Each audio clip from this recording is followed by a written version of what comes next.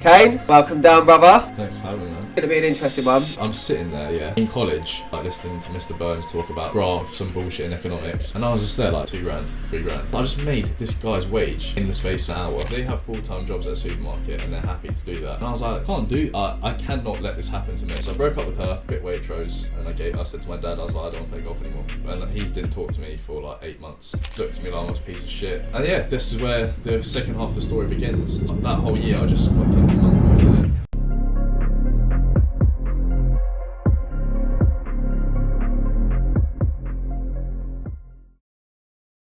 Kane, welcome down, brother. Oh, thanks for having me, man. No worries, man. Nice to see you. It's going to be an interesting one. I'll get to know you properly.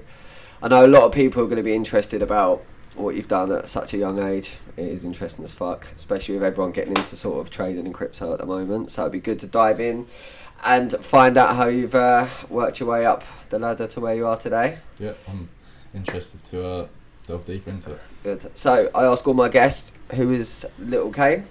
And tell me the journey you've been on to be the big Kane in this world today. Cool. So, if you want to go back to when I was a kid, so like, when I can remember, so like when I was kind of like 3, 4, that's the first time I kind of got into the world of golf, because golf for me is where it all kind of started. My childhood was literally just like golf, 100%. So my brother and my sister, they're both older than me. My dad just took us down the range, like with my little clubs, little plastic clubs, and we started out, so I couldn't actually lift the big metal ones. But mainly he did it. He got us into golf because he didn't want us going down that, like the drugs, the drinking, the girls, the partying. So if he instilled it into us from 3, 4, 5, 6, 7, 8, that's what you're just what you're doing. So I said when you get to like 13, 14, 15. You're not going to be going out and messing around with girls and getting girls pregnant. I'm mixed race, remember? So I had a strict upbringing. So from 4 or 5, we were spending like 2-3 hours at the golf range, putting and stuff like that. So I was just following my brother and my sister around. So I'm the youngest, and my sister's 3 years older than me, and then my brother's 3 years older than her. So 3. So yeah, we just kind of always went down there on the weekends. My mum didn't really play, so she was kind of at home doing the housework and stuff. So it's like a proper, like, what do you call it? Classic family. Yeah. Dad takes you out, sport. And then, yeah, we kind of, that's kind of where it started. And from there, basically, 8, 9, 10, I got more serious, could actually hit proper balls with proper clubs. And then my dad bought me my first set and was like, I want you to play properly and start playing like competitions. So I started playing junior comps, started playing quite well, and I got scouted for Sussex, the county obviously, from when I was about 10, 11. It's a bit different with football, because when you're in football you get scouted from like, I think it's pretty young, like 6, 7, 8 or something like that. But with golf it's a lot harder, because there's not like 50 different teams that you can play for. It's just Sussex is the county, and you've got Hampshire, you've got Middlesex, Surrey. So that's where it kind of all began, and I had a strict upbringing. My life just consisted of going to school, and then doing my homework, and then the weekends was golf. There's not much social life. There's not much. It sounds kind of depressing, but it's kind of moulded me to where I am now. So that's kind of the beginning of how it all begun. And then my brother and my sister started playing for England, and my brother got scouted to go to the States on scholarship. So this is when it all got kind of serious for all of us, because my dad was like, look, my brother's got scouted for America, he's going to get paid. They're basically paying you 50 grand a year. It costs like 50 grand a year to go there. Yeah. So imagine you're like 17, 18, they're like, we're going to pay you 50,000 a year to play for our university. Like, you're like, shit. Yeah. Like, that's fucking mad. So at that age, I was 6 years younger, so I was like about 12. So shit's getting serious for me. I'm like, fucking hell, like, I need to grow up. I need to make some decisions here. So 12, I won. This is when I got started getting good at golf. Not me personally saying this, but what people used to say about me was I was the most like naturally gifted out of all of us. So like I won the most competitions at the youngest age. I was the lowest handicap at the youngest age. I just had like the natural. I just like you naturally have something. Yeah. So Max got scouted. He's my brother, and then he signed a contract to go to Hawaii on scholarship, university. So they flew him out there, paid for his housing, paid for his basically paid for everything, and you basically get a free degree at the end of it. So you get to have 4 years in Hawaii, and it's all free. While you play the most amazing courses, you get flown around the States because you obviously have to play against other universities. Yeah. So if you're flying to like Miami to play whatever university's Miami, you're getting flown around for free. It's pretty amazing, isn't it? So at the time I was like, oh yeah, that's cool. So that's kind of like getting to the age of like 12, 13 when I started actually being conscious, because when you're 10, 11, you're just a kid. Like you're messing around. Yeah, you know, you're not really doing much. You're still at like primary school. But I'll take it back a little bit. I was a pretty naughty kid, man. When I was in year 3, I had the shittest report of my life, and my parents moved me like classes because they were like, I used to just fuck around with my mates, like Josh, Joe, and James. We used to just fuck around all the time. That's how serious it was. I was in year 3, and my parents were like, "You're too naughty. You're moving your class." That's mad. Do you know what I mean? Like they were like, "You're not. This isn't good enough." Type shit. And I was fucking year 3. So how old are you in year 3? Like 8, 9? Yeah. So yeah, and then I got moved away from my friends, and they were like, you know, you need to improve your grades. You're just not good enough. So obviously I saw them at break time, but they moved. I moved my whole teaching group. You don't move teaching groups the whole way through your primary school life. So all those friends you like grow up with, they just took me out. They're like, this is not good enough. You're like, there's consequences there's consequences in life if you don't pull your finger out. Yeah. But bear in mind I was year 3, so I thought it was a bit harsh to be honest with you, because like maybe year 7, year 8, secondary school.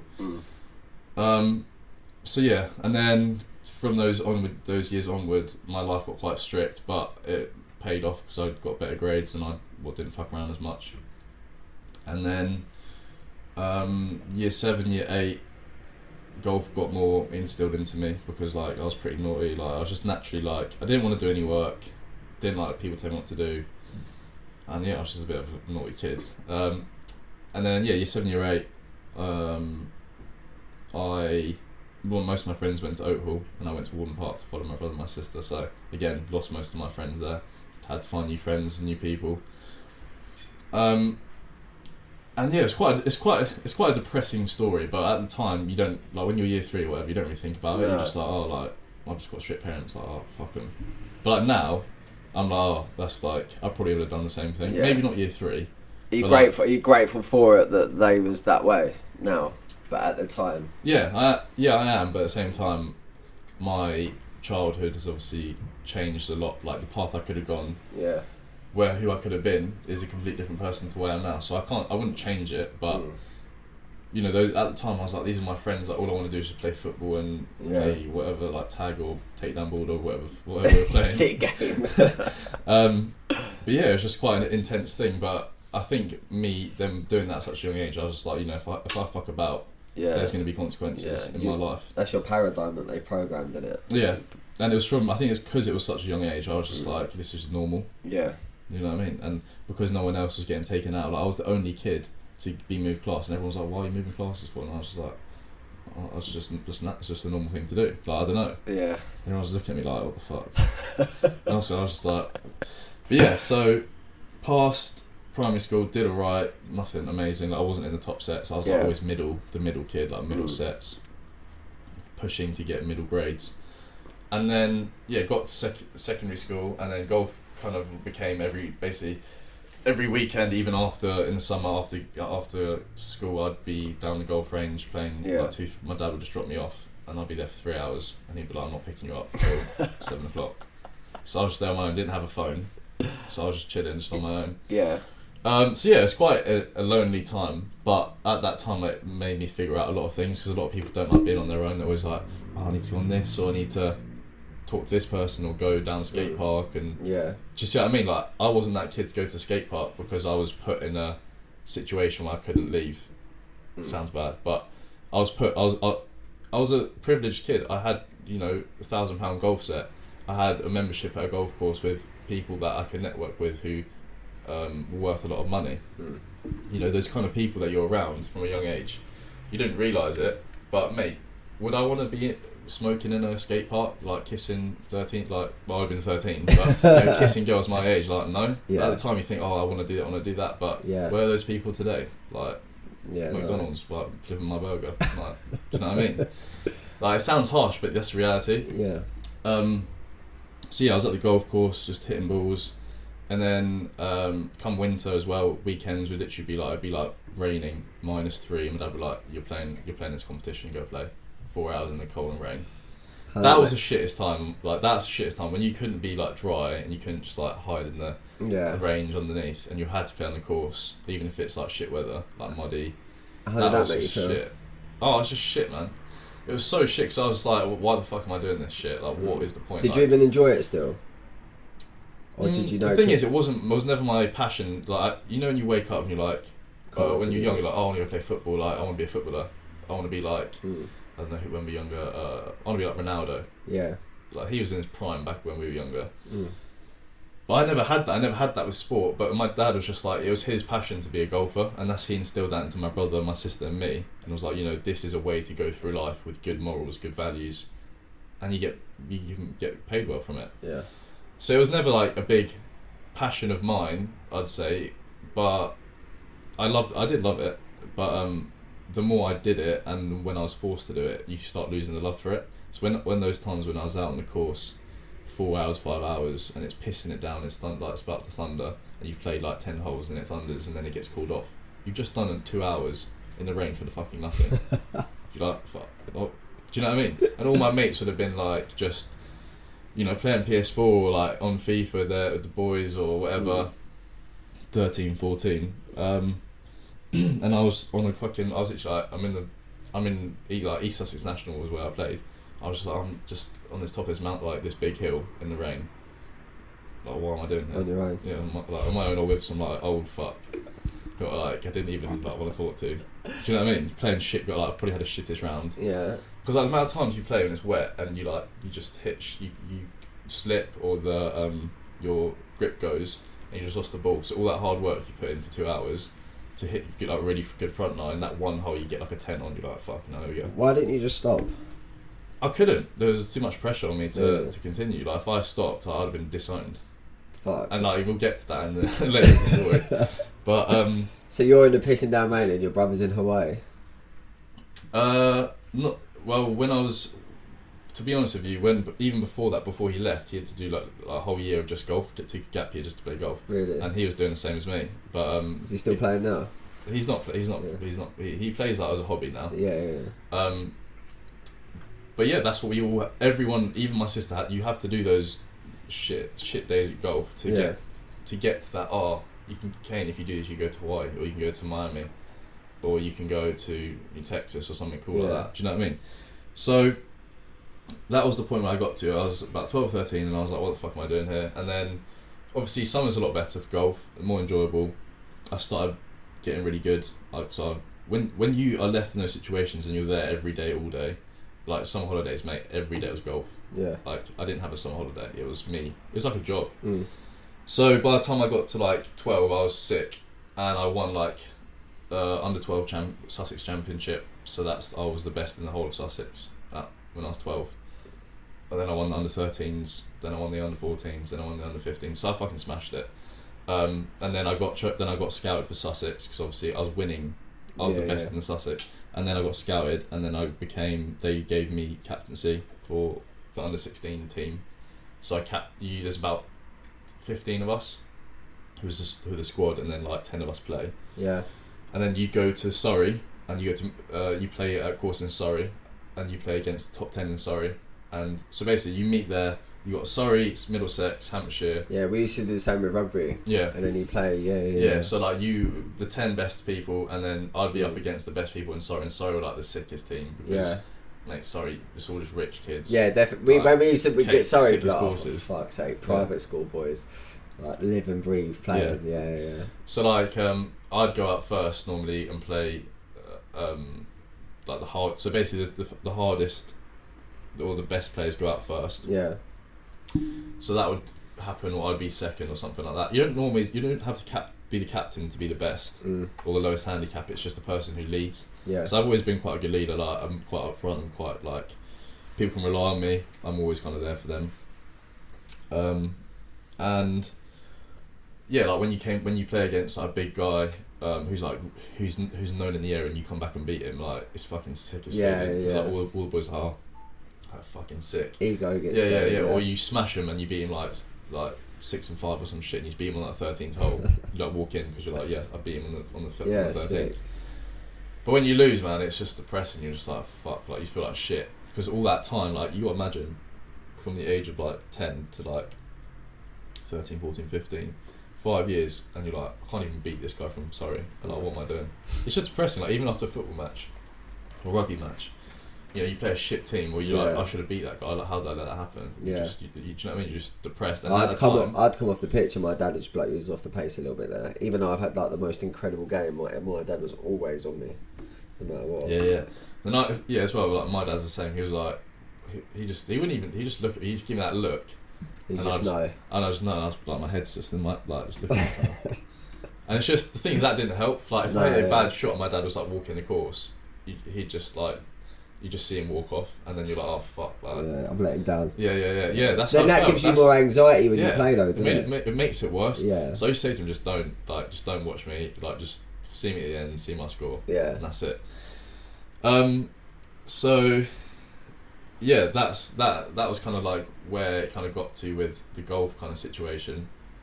But at the time, so that was like when I was 14, and then I got to 15, and then I met my ex-girlfriend who was a big part of my life, to be fair. So that was kind of the first start. So golf gave me that, you know, that instilled the values into me. Bear in mind, golf is you versus you versus everyone else. With football, you can be like, oh, the goalkeeper let the goal in. Yeah. Like, he's the cunt. This is solely on you. He's the guy there. He lost us the match, or what the fuck was that? What was that defending? With golf, it's like, it's me. Yeah. There's no one else. Like if you mess it up, there's no excuse. So that's very like accountability wise. It's very like if you don't do it, then no one else is going to do it. Yeah. Time and effort equates to success, I think, and that's, you know, throughout the times of my dad left me there for hours and hours. I just hit balls, repeating it. And when I got onto the course, I had that shot. Yeah. I knew I'd be like, I fucking did this. I did this for 10 hours earlier, and then I'd sync it to that, and then I hold it. Yeah. Because I knew. Do you know what I mean? And that's what these professionals do. So like those kind of values took me through to like business, and how it instilled them. Like a lot of people want to take business degrees to learn about how businesses run, but they never want to do business. They never want to do the thing. Yeah. Do you know? You understand it. Yeah. I know you do because you run the business. But like doing those things and doing it repeatedly, you learn. That's how the best way to learn. Not from the outside, just doing it. It's consistency, like tirelessly doing the same boring stuff every single fucking day. Yeah. Repetition, no matter how much you got. I cannot be bothered to post on 6 platforms a day, every single day. Downloading it, putting it onto my phone is a nightmare. But it's got to be done, otherwise I ain't going nowhere. Yeah. And yeah, even like more so with your routine, like getting up at 3:30, going gym, getting this, getting that, because that's what you do, and you've understood it. And like compared to like maybe your life before, you know, without that kind of consistency, the results weren't there. Oh, yeah, so like shambles. Yeah, and then you have this with consistency. You're like, oh, I'm seeing this and seeing that. I'm getting the office, getting the followers. Like it correlates. Yeah, definitely. It's patterns, mate. It's patterns. It's just life. So yeah, I got a girlfriend when I was 15. Bear in mind, my dad. How did mum and dad take that? Fucking hell. So bear in mind, there was a rule in my house: no girlfriends or boyfriends till you're 18. Really? Yeah. So my brother was just like, obviously he got with girls and stuff at parties and stuff. Like he was quite popular at school. But yeah, I was like the little deviant, mate. Like, I didn't tell my dad. Yeah.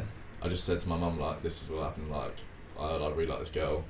She was cool about it. My mum's quite cool. Yeah. Like, she's. Mums always are. They're always on the. I always tell my mum, I'm like, oh, just keep it on the DL from dad. Yeah. So that was what it was, and I really liked her. She's actually, funny enough, her granddad was, you know, David Gold, the owner of West Ham. Yeah. Director. Yeah. No way. She was like his granddaughter. and then her auntie owns Ann Summers, so that's pretty mad. Yeah. But yeah, so that was obviously one thing I didn't know at the time. We just kind of met each other. Yeah. But the 2 years, so I was with her from end of year 10 to going into college, and that was probably the best 2 years of my life. Yeah. Kind of like, I was like for sure, because you're at school, you're just with your mates, you're about to go into college. You know, you're year 11, like you're the big man. Like you always wanted to be in year 11. Now you're in year 11. You've got like a nice girl on your side. But yeah, she was really, really smart, and I wasn't. She basically, if I didn't have her in my life, I would not have got the grades that I got. Like she pushed me loads. She was like motivated me. So she like supported me like in everything. And I got some really good grades out of it. To be fair, I got like 2 A's, 5 B's, 2 C's, and I got predicted like all C's. Is that a GCSE? Yeah, GCSE. Yeah, I got 1 GCSE and that was a C. In what? In PE. In PE. But my coursework my coursework got me to like I think it was an A or a B, but my test was so bad it got brought down what to happened to the others? I just hated school. So you just didn't? No. I just didn't. I didn't study for any of my exams or nothing. I just wanted to go out and play rugby every day or football every day. Couldn't put me in the classroom and learn. Yeah. No way, mate. I was too restless. Put me out in PE, I'll be one of the best in everything. But, But grades were never a thing for me. I wouldn't give a fuck. Yeah, my brother smashed it, and we got a phone call down in Cornwall, and they were like, because I couldn't go and pick up my grades, like this is what you've got, and I only just got into college, but I had to do another year at college with 1 C. Yeah, I've got like 1 C and E and an F or something like that, and I got into college and I done BTEC. What college was it? Worthing. Okay. But where I was so good at rugby, you got straight in. Then because I went to that college, I ended up doing international stuff when I was like 17, 18. I don't care. I didn't want to pay any effort in school. Yeah. I've never used fucking algebra or what's in the fucking leaf since I've left anyway. But yeah, so I got really good grades for what I was predicted, and I wasn't a smart kid. I just put a lot of effort in, and she helped me loads. So I do owe a lot to her. Yeah. I'll lie to you. Bear in mind, my brother and my sister, my sister got like all A stars. She's like the smart one. And then my brother got like. She was grades. That girl. Yeah, my sister's like played for England, all A stars, really good job now. She went to America as well, which I'll tell you. But yeah, so I got some decent grades, and that time of my life was like one of the probably the fondest memories I have, because we're young. You know what I mean? Like now I'm older, I've got nice things, I've got money.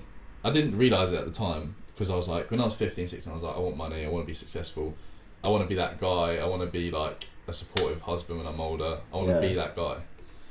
But when you're 15, 16 and someone's with you, you don't realise, but they're just with you for you, and the potential they see in you. Yeah. Whereas now, I'm with someone now, I've got a girlfriend, but like, and I'm with her because she's not like that. But like now, if I went to date people, they're just like, oh, that's Kane, like he's got this, he's got that, like he's got this. Do you know what I mean? Like it's a materialistic thing, and I don't. Whereas back then, it's just like a innocent. This is me. Yeah, it's an innocent. It's like an innocent love. Like you're just together. Like I remember after school, I used to help her do a newspaper. Her newspaper round, and that was like just like the quality time, and she used to get paid like £4 an hour, and we used to like do it together. Do you know what I mean? Yeah. Like those memories, I'm never gonna take away.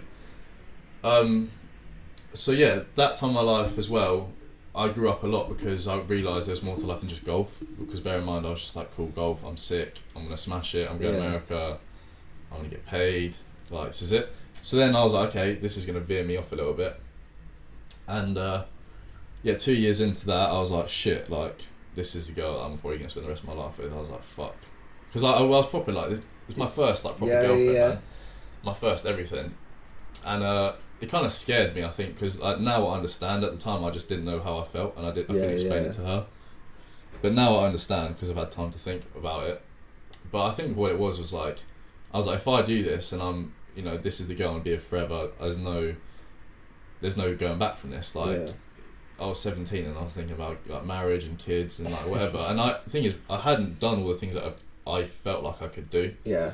Like I was like, I want to be successful and get into property. Like, how am I going to do that if I'm married at 22? Yeah, definitely. And have a kid on the way. Like for me, at the time when I was 17, I was just like, what the fuck? Yeah. I was like, nah, fuck this. Like, and then I kind of just got cold feet with it. So I got with her. but it was a very short period, like nothing, like 2 weeks, like just a little thing. And then regret, and then I was like, fuck this. And then I was like, look, I'm not the person to get under someone, to get over someone, I can't do it. Yeah. So then this is when I came up to the age of 17, and I was like, okay, I can't do this anymore. I was like, I need to make this feeling that I'm feeling now worth the pain. Yeah. And prove to myself that I did it for a reason, and prove to like her that, you know, I'm not that kind of person. To just, you know, she never understood why I left, but it's because like I wanted to become someone that I could be proud of with her. But I just fucked it all up. Like I could have just said to her, communicated. I could have just been like, look, this is what I need to do. Can we just have like some space, and like maybe when we're older, this could be something. But because I fucked it up so badly. But yeah, how do you know how to deal with them situations? Yeah, I know, but I think I've realised now what I should have done, and like going forward, that relationship's taught me so much, and I'm such a better person for it. So the person I'm with now, that's never going to happen. Yeah. Or my future wife, like, it's taught me all the things I needed to know. Yeah. So it's rough with the smooth, like, you just got to learn it. So that happened, and her best mate, that was just an awful thing. I know, like, how bad is that, man? I was like, I thought I was the big man. I was like, yeah, fuck this. Like, she can do it to me, I'm gonna do it to her back. Like, just a classic little child. Yeah. And then that happened, and I was like, no, I can't do this anymore. So then I basically became a recluse. I left my college. She was at Basvic, and I was like, I need a new life. I need to start again, because I can't see her around with other guys and doing this. Because obviously I still loved her. I loved her a lot, and I was a very emotional person. She was the first girl I kind of opened up to. Told everything about my parents, about my golf, about how I didn't know if I wanted to do it. So it's very like I had a very like close connection with her. And then I left Basvic in like February because I didn't like it. That was probably part of my feeling for like I didn't want to be there. I didn't like the classes. I was doing sociology with like I was like there's 2 guys in the class, and every day I was going in and arguing with all the girls because they were all feminists. Like, I was just like, do you know what I mean? And I was that kid to be like Tate like 5 years before. And I was always the controversial one, but like the teacher loved me because she was like, you always have a good point to make. But it was an extreme feminist. Like, I don't disagree with feminism, but they're just all like extreme, like this and this, and you should just like bow down and kiss our feet. Like, fuck you, I'm doing that shit. So yeah, I did psychology, sociology, and geography, and just wasn't for me, mate. And that was part of it. And I had golf, which I just was umming and ahhing about. And then I was just like, Did Basvic have a golf set up? No, I didn't. They didn't have shit, mate. Really? I thought when I left school, I was like, I want to go to Basvic because it's like a mini university. Yeah. And I can get the train down. It's gonna be so fucking cool, mate. Getting the train down at 24 in the morning at the station. I was like, this is the peakest thing I've ever done in my life. Like at the time, you're like, should have gone to Worthing, bro. They had a great golf set up. Yeah, no, I went. Because my parents were gonna move to Worthing when I was younger. They wanted me to go. I was gonna be in the golf team there because obviously I was at Sussex and all this. A few lads had done it. James Ashman, did you know James Ashman? Toby Tree, he was over there. He was mates with a few of the lads that were there. Yeah. Great life, mate. Yeah. So yeah, it could have been my life, mate. Could have been, but obviously not. So where we at? Basvic. So I left, but I left like 6. So St Paul's said to me, I don't know if St Paul's just down the road somewhere that way. It's a Catholic college. I'm not religious, but Catholic college. It was like a very small community. Lots of support, which is what I needed. So I was like, cool. I'm gonna leave, get good grades, get let's say 3 A's, go to a good university, become a stockbroker. That's what I wanted to do. Fair play. I was like, cool. That's where the money is. Like, let's do this. So I left Basvic, and I worked at Waitrose because obviously I left in February or March, and the new school year. They were like, sorry, Kane, we don't have any space till September. You've got to come then. So I was like, what the fuck am I supposed to do for 6 months? So I worked at Waitrose full time when I was 16. How did this all go down with mum and dad leaving Basvic? They were like, what are you doing? And I was like, I really hate it here. And they were like, okay, as long as you get a place somewhere else, that's fine. Okay, cool. So when I left, I was still with my girlfriend, and I worked at so I'm kind of messing up the order here. So basically, I was realising the things. I was like, I'm not happy here at Basvik. I don't want to be here anymore. And then I left in April or around April, March time, and I got a full job. I was like, I need to get a job. So I got a full-time job at Waitrose when I was 16. So imagine me doing like 30 whatever hours a week, just all the time. And doing this job made me realise a lot of things. I was like, mate, there's like 30, 32-year-olds. Like me, it's not me disrespecting anyone that does Waitrose or anything like that, or supermarkets. But for me personally, I was looking at these people like they have full-time jobs at a supermarket and they're happy to do that. And I was like, I worked and I was just looking at them, and then even like the older people, like the 50-year-olds, like my mum's age, and I was like, I cannot let this happen to me. I cannot be a person that works here forever and gets a bullshit wage for so much work and so much shit you got to put up with. Like, I was 16 getting told to do this by people that weren't even my boss. And mate, when I'd say to you, I had so many meetings about like disciplinary meetings, because I always argue with people. So like it would happen. This woman would be like, Kane, you got to do this and take the bins out, and I'll be like, are you my boss? This person used to do that. Yeah. So she was like 40. I was like, so are you my boss then? And she's like, no. I was like, you paid more than me. She's like, no. So I was like, why are you telling me what to do? You do it. Savage. And then they'd be like, oh. And then because I was the new person, so you always get the new person. I was like, I'm not doing it. You do it. Like, I'll help you do it. You can come with me. Yeah. But I'm not doing it. I'm not. Yeah, because I'd do certain things, but they'd take the piss. I'd be on like a fucking 12-hour shift at 16, and they're like, do this. And I'm like, you fucking do it. Or I'd be like, I'm gonna get the milk from upstairs, and I'll be there for an hour just pissing around. Like, because there was like other 16, 17-year-olds on the weekends and stuff that I worked, and I just try and get out of work. So I was like, I'm getting paid. I think I was getting paid £7.50 back in 2016, which is pretty good for a 16-year-old. So I was like, yeah, this is jokes. And man, I'm pretty sure the hours I used to do, because I used to do all the overtime I could get. I'm pretty sure the hours I used to do was like illegal, like 36 hours a week at 16. How was your ego and pride from going from being the golf boy to working at Waitrose? So up until this point, I was playing golf till I was about 16. But my parents, there was never like an ego, to be honest with you, because it's two completely separate things. I was still that guy that was amazing at golf, or good at golf, but the people at Waitrose, when I was making their coffees, they didn't give a shit. They don't know who I am. They don't know my story. And I think that taught me like no one actually cares about you. No one gives a fuck like what you do. No one knows you for like you could be driving a little Vauxhall Corsa. You could have 50 properties and be making like £2 million a year, but no one's gonna know. I think that's sick. Yeah.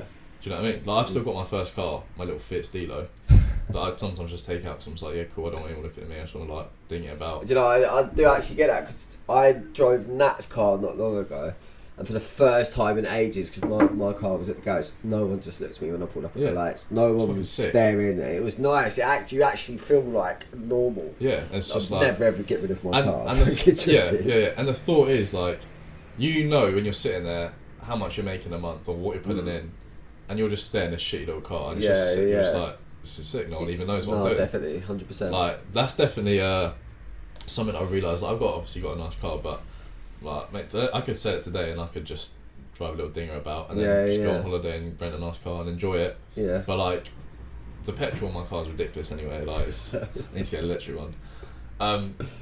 So yeah, going back to Waitrose, I was just like, yeah, this is fucking awful. I can't do this. I need to succeed. I was like, I need to fucking succeed. Like, my parents, we didn't have a lot of money. That's why they wanted to send us to America. So it's an accumulation of things. Working at Waitrose, seeing the actual like life, because I was quite not a sheltered child, but when you're there and you're doing it and you're seeing like, you know, this is what people's lives are, and I was like, fucking hell, like, this is depressing. I can't do this. Yeah, definitely. And then my parents, obviously being from not the richest background, and they having like money issues and arguing, and you know, it takes a strain on the relationship. And you know, me thinking, I was like, you know, I need to be successful and I need to succeed, because that can't be me. I don't want that to be me and my wife. I need to have that success. I need to have the support and the backbone for the family. Yeah. So I was like, yeah. So it came to the end of Waitrose. I am pretty sure I got so I had 3 like disciplinaries, one of them was being rude to someone or a customer. One of them was arguing with a colleague, and then the third one, I basically started charging people to do their overtime. So that if you said to me, "Oh, yo, Kane, like, I've got, I'm going to, got a party. I've got a party on Saturday, a house party.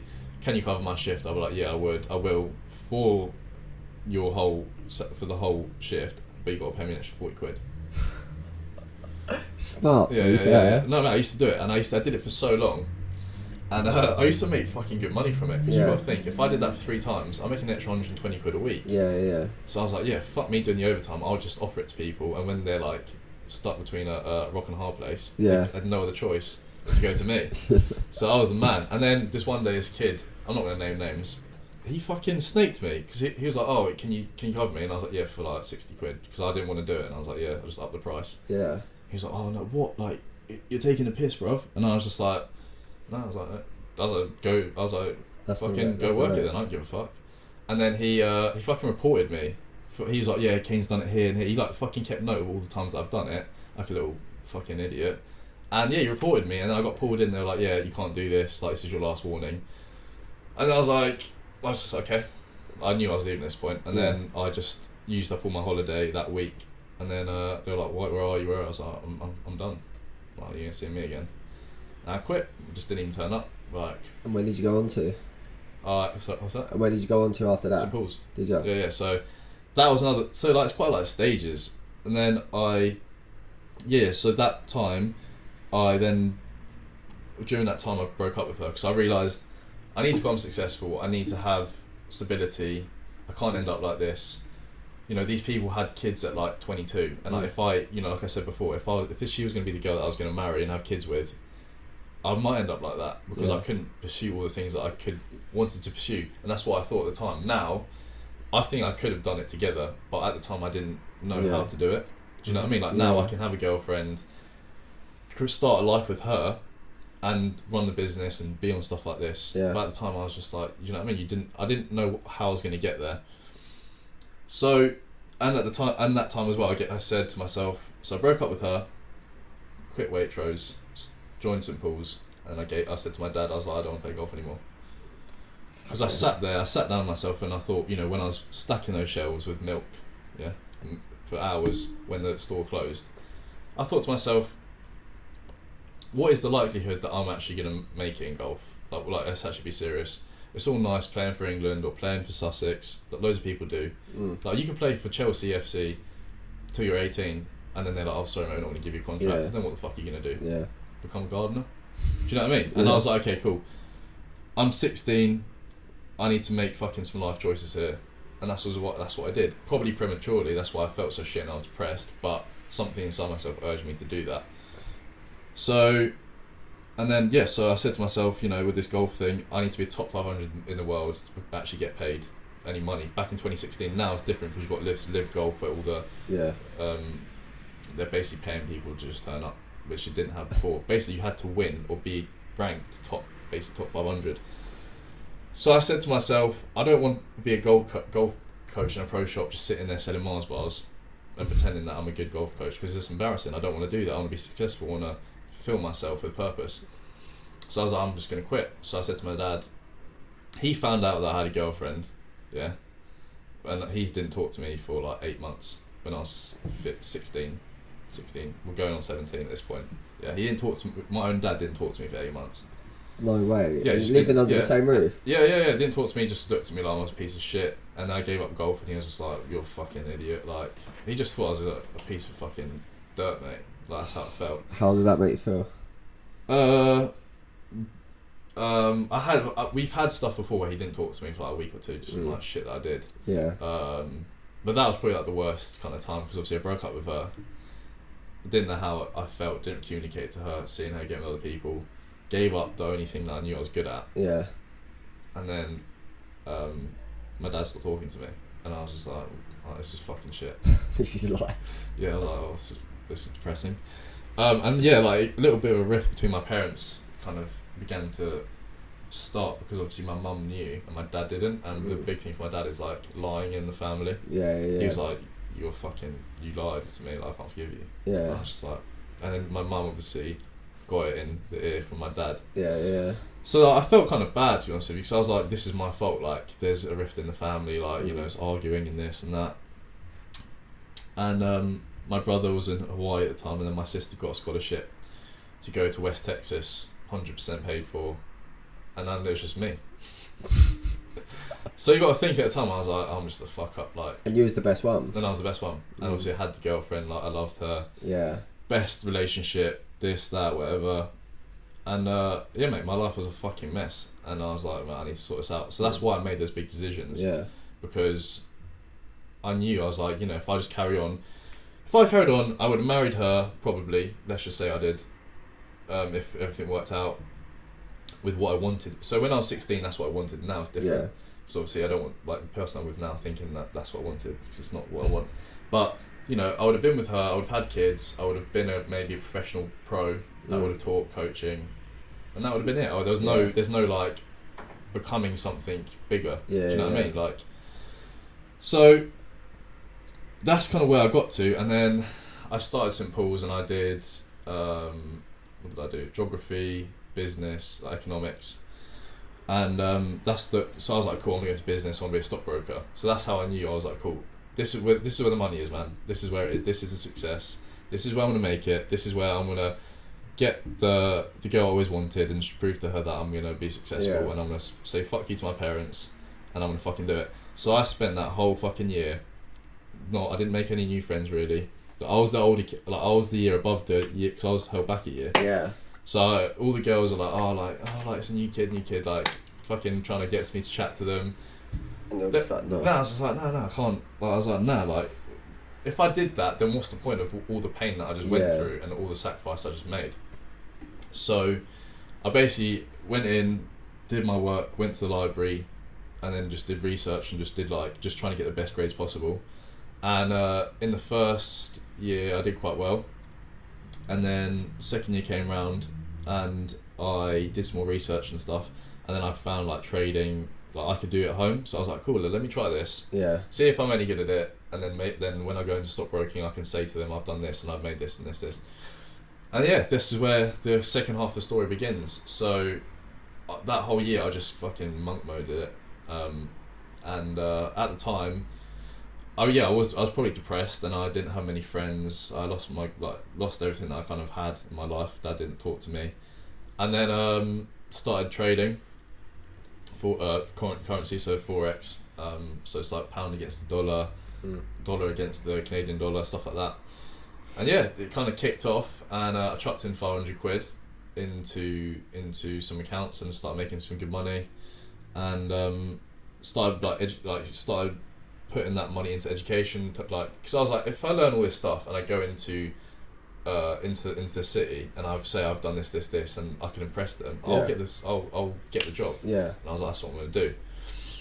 And then lo and behold, I just started making money from it like that. And then like some weeks I was doing like 2-3 grand. Bear in mind, I'm sitting there, in college. Everyone's just sitting next to me, like listening to Mr. Burns talk about the fucking graph of some bullshit in economics, and I was just there because you're not really supposed to be on it, so I was on it. 2 grand, 3 grand. I just made this guy's wage in the space of like an hour. Mad. So I was sitting there like, fucking hell, like this is. I was like, finally, God has given me a sign. Yeah. After all this like hardship that I've just been put myself through my own doing. So I made some good money, and I was like, cool, I'm gonna chuck 500 quid into account and see what I can do with it. And then it depleted down to 75, so I was risking quite a lot, and I fucking flipped that to 29 grand in 5 weeks in college. Fucking hell. When I was fucking 18. And that's when I knew. At that point I was like, this is gonna be. Then my parents started seeing me, but then I started flexing, man. I was like, fucking, this is what I'm talking about. Bought the Moncler, like back at the time I was like, not many people have Moncler, so like purple Moncler jackets, orange Moncler jackets, the shoes, that. So I came to school dripping out, and everyone's like, what are you doing? Drive my little Stilo still, because I didn't have enough to just go fork out a nice car, because I didn't have the insurance money or whatever. So that was good. And then that Christmas, actually, I said I I gave my parents £5,000. I was like, here's £5,000. I just gave it to them in cash, and I was like, there, stop asking questions about what I'm doing. My brother and my sister are doing what they've got to do golf wise, and I've found my own way, and I'm gonna do it myself. So, and then that kind of shut them up. How did that go down? They were just like, they just thought I was doing selling drugs. Yeah, man, they were just like, where have you got this money from? Like, you know, you're just always in your room and your laptop. And I was like, yeah, that's the point. There's your answer. Right. If I'm selling drugs, how the fuck am I selling drugs from upstairs in my room? Always. So yeah, that kind of like made them realise, okay, like he's actually doing something with his life. And then Dad started talking to me again, because he was like, he realised I wasn't a fuckwit. Yeah. And it wasn't just piss, like, you know, just playing games in my room or whatever. Yeah. And then I started opening up to them and explaining what I do. They didn't really understand. They still really don't understand. They just kind of think like it's just stocks or like the markets. So yeah, man, we started making some good money, and then I applied to Leeds, Southampton. What else did I apply to? Bournemouth was just a backup. But so Southampton and Leeds were the ones that I wanted to go to. And I was like, okay, cool. Trading is making me some good money, but, you know, the ultimate goal is still being a stockbroker. I want to go and do a degree. I thought to myself, I was like, yeah, let's get a degree. That's what my parents were like, Kane, you're going to university. Yeah. They're like, you quit golf, you're going to uni. And I was like, oh, here we go. So did all the rounds, went to Leeds, went to Loughborough, went to Southampton, which was nice. And then took a gap. So I got the grades. I got really good grades. Got into Leeds, which is top 10 in England, top 100 in the world for red brick. So I did what I set out to do. I got the grades, man.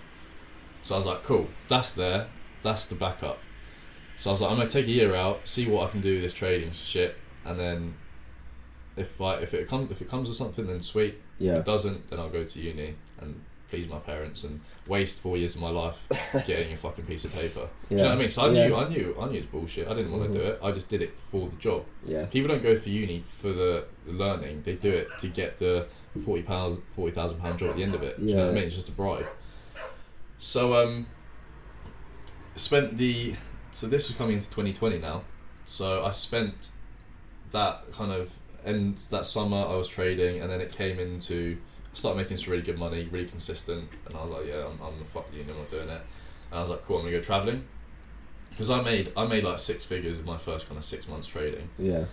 And then COVID hit, and couldn't go travelling because I didn't get the vaccine. And at the time I was like, why the fuck do I need a vaccine when I've got an immune system? I was very anti. I'm not anti-vaxxer. Yeah. But I'm just anti-retard. Just woke up. Yeah, like I always knew that it's not the government that are against us, but you're awake to what's going on in the world. Yeah, I'm always. I know, like I don't need that. I don't need that shit. Like Donald Trump or Boris Johnson, you go get the shot, and then 6 months later, I might consider it, but they didn't do it. No. And the fact that they have.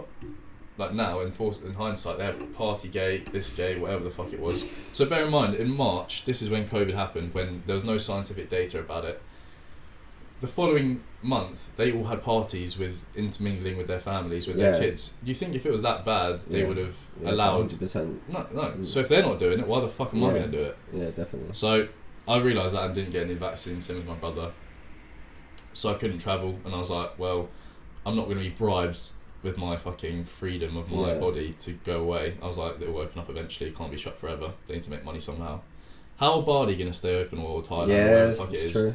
If they ain't going to make no money? So I was like, logically they can't, so it's a matter of time, isn't it? So I was like, cool, while that happens, and while everyone injects themselves with the zombie serum, I will just make some money. So I was like, cool, I'm going to start a business.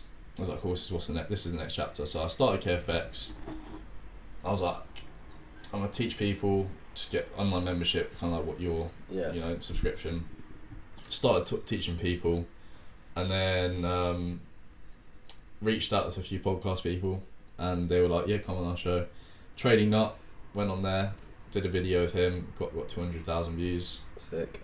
And that blew up the business within like literally. I was 20. No, I was 19, and because I was 19, and then that blew up the business, and I got an office, and I when I was 19, like literally like 5 days before I was 20, and that was in Crowborough. So every day I would drive there during COVID, smash it out, half an hour drive. I used to do it in 20 minutes because I used to just fucking gun it. No cars on the road because everyone was scared to leave their homes. Yeah. So I was like, sweet. I went there every day. Jake came actually, visited me. He came down, and I basically got the office just to like have a place to do my work and make the online courses and stuff like that. Yeah, so did that, and then that basically I turned within the first 6 months of my business being open. I made 6 figures at the age of 20. Fucking yeah. mad. So that was pretty cool. Pretty cool milestone for me. Like from going to where I was when I was 17, I had nothing. I through my own doing, I gave it all up and I sacrificed it. Yeah, definitely. But the way I saw it was like sacrifice losing your family as well. Yeah, man. It was like no sacrifice, no victory. That's what I said. I said to myself every fucking day. Yeah. And that's what I did. No sacrifice, no victory. So I sacrificed those things. I didn't know. There was no guarantee of me succeeding. I could have done it all for nothing, and I could have ended up in a ditch. But fast forward to that time there, COVID happened. You know, I those paths that led me to that, become that person. And that whole 6 month period of COVID, I literally spent every day just on my own, going to the office. My family life wasn't great at that time. Yeah. So I was like, I need that space for myself. So I went just smashed out the business, and then smashed the business, mate. And that's like basically, obviously now I have KFX, and now I've just acquired some property in Haywards Heath. So I'm not looking to stay in Haywards Heath forever. Yeah. But I'm looking to leave my stamp on my hometown before I leave. Yeah, sick. Starting a new business, so service offices. Obviously, you came by to look at some offices. Yeah. You know what it is. Getting some Airbnbs. So it's about I've got my trading and I've got my business, which is education. So how's that going? Yeah, great, mate. It's going really well. Obviously crypto not so great. So I made some good money from that because I reinvested a lot when I was younger. That's how I got into Forex. So I found stockbroking, then I found crypto, and then I found Forex, made my money, then I've invested in some cryptos and stuff. So I made some good money from that. It's going well, mate. But I'm looking to just kind of do what you're doing, just smash out some more content, get more people get more traffic to the page, run some ads. Definitely. But it's going really well, and I'm just looking to expand it and get on the old TikTok. Do you know what would be good? Like some day in the lives. That's what people want to see. So even for you, smash it out. But just diversifying now, get into property, some rentals. I think will do really well. Yeah. And then I think the plan is in the next couple of years go to like Dubai or tax-free. Yeah, tax-free. And the life, mate, what I can film out there, the content, like Mike Thurston, me and Jake always talk about him. Yeah. The life that he has out there is just sick. Like, nice weather, good food. You know what I mean? Like, it's just. I think my bird's got a little one, so there's no way I'll be going over there. I'll have to watch. What's that? I'll never be able to go over there. My bird's got a little one. Otherwise, I'd be over there now, I reckon. Yeah. So if I can take my girlfriend over there with me, start a life. I'm not going to be having kids for the next probably 10 years to like properly get like. I want to get like 20, 30. How old are you now? 22. Fucking hell. I know, I look older. Any advice for any young lads in their 20s that are sort of aspiring to have that life of freedom, financial freedom? Yeah, I mean, question yourself, sit down with yourself and just turn the lights off, don't have your phone on, and sit there and question yourself. Is what you're doing today going to get you to where you want to be? Yeah. And you just got to sit there and answer that question. So if you're working a 9 to 5 and you go out drinking every weekend and it's a vicious cycle and you have no money, is you continuing that for the next 10 years? What's that going to equate to? Yeah, same thing. I literally said that on a bit of content the other day, and fuck me, the amount of hate I got from that because it triggered people. Mate, to wake them up. People, probably it will trigger people, but the thing is, that shows their own insecurities. Yeah, definitely. So people sit there like, oh, what the fuck is he talking about? Because that's their defense mechanism. Yeah. But that's fine. If people do that, then you're not meant to succeed. And I feel bad for you. But if you sat there, suck it up for 10 minutes, and don't just voice just fucking hatred and sit there actually like, am I happy? Is this gonna... what do I want to do? Do I want to be successful, or do I want to help people, or do I want to make loads of money? Because success is a different thing for everyone. For me, success is stability and being able to support my family and extended family. So my brothers, sons and daughters, my sisters, you know, my nieces and nephews. So for me, that's what success is. But for you, it might be helping people. Yeah. So you got to think, okay, I need to move into a sector where I can help people. That's going to make me happy and give me purpose. So my advice would be, sit down with yourself, ask yourself, are you happy? What do you really want from your life? And then action a plan of how to get there. So find people that have done what you want to do in your life and have the things that you want and have the knowledge. So if they want a better life and they want to be happier with what they have, then they'll go to you. Yeah, they'll learn from you. If they want to make more money and learn how to learn a new skill, they should come to me. Do you know what I mean? Yeah, definitely. How's the relationship with your mum and dad now? Yeah, it's good. It's a lot better. So we've got 2 dogs now, which we didn't have before. And I think dogs always... Yeah, they always help. Mate. Yeah, definitely. Yeah, so we got a little Springer Labrador called Boo. She's really cute. She we might be breeding her actually, so if anyone wants a puppy. She's really cute. She's black and white. She's just like the cutest little soppy thing. Yeah. And she... Did your dad do the old, we don't need dogs? He was like, we're not having a fucking dog. And then my mum was like, we're getting it. So mum kind of put her foot down, and we kind of, I wanted it, my brother wanted it. And my sister was she graduated from Texas and went to Florida State for her masters. She's still playing golf? She still plays golf, yeah. She works for a golf company now. Sick. She worked for Orlando Magic, the basketball team. No way. After graduating, so that she got really good experience. Yeah. And then she came back here and she works for a company called Landmark. She's on. She enjoys it. She's on really good money, and they like fly her out to all these like amazing. Basically, they basically do like marketing, social media marketing for all the top courses. Yeah. So like the ones that hold the Ryder Cup, ones that hold the Open. Like she gets flown out to these courses and plays them and meets all the golfers. And it's living. It's cool. So back when I was a kid, it was so black and white. I was like, I'm either gonna make it as a golfer or not. But there is more to it than that. Yeah, of course there is. So do you know what I mean? Like, I made mistakes, but it's led me to sit here with you today, and I can sit here and say the story. But yeah, so the little dog. Sorry, we're going off track. So yeah, she came in, and my dad was like, "No, we're not having a dog." And mate, you should see some of the videos I have of him like cuddling her. My dad's the same. He was like, "You've ruined everything." Because I surprised my mum with Ivan on Christmas Day. He was like, "You've ruined everything." Come down on Boxing Day, and he's just on the sofa with him. The dog ain't going nowhere, bro. Yeah. And then so we got her. And then me, my girlfriend and my parents went to Mauritius in May last year. First night, this dog just came up to me, and it was a little puppy, wagging its tail, and it just like, it wouldn't leave me for the whole holiday, mate. It just kept following me around. It was really fucking weird. And I said to mum, I was like, let's just get his vaccines and stuff, like, let's just like make it healthy and stuff. Yeah. And we did that, and then it just like, it was just like, do you know, you get a feeling. Like, did you bring it home? No way! Yeah, I flew it back, man.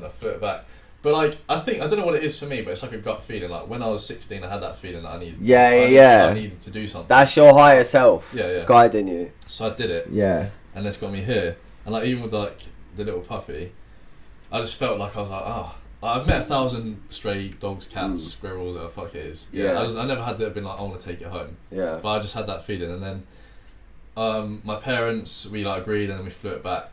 Because obviously it's a free dog. Yeah, it's a free dog, but the flight cost like, I think it was like 1,500. Yeah, which is quite expensive. But I mean, I would have paid like 10 grand straight up. Probably more than that, but it's priceless. So flew it back, and we're still in touch with one of the ladies that had a restaurant on the seafront, and she said to us literally like 2 days ago. I'll show you the text. She was like, "Yeah, some person poisoned all the like beach dogs recently." And there's like 20 or like something like 20 dogs died, and his family, because like they used to have a little like pack, so like his like mum, his dad, his brother, and sister, they got fucking poisoned. Savage. And then, some like dickhead just fucking poisoned them. So if I left that little doggy there, that would have happened. He would have been. Yeah, no, that's good, man. So that's do you know what I mean? Like I think definitely. Always listen to your higher self. Yeah, man. I think fate is a true thing. Yeah. And it's supposed to work out for the. Yeah, I believe that definitely with my business now. I was definitely the idea to be here to help others. Melior means for the pursuit of the better in Latin. How do you plan on pursuing the better in life? For me, pursuing better means becoming a better person of yourself.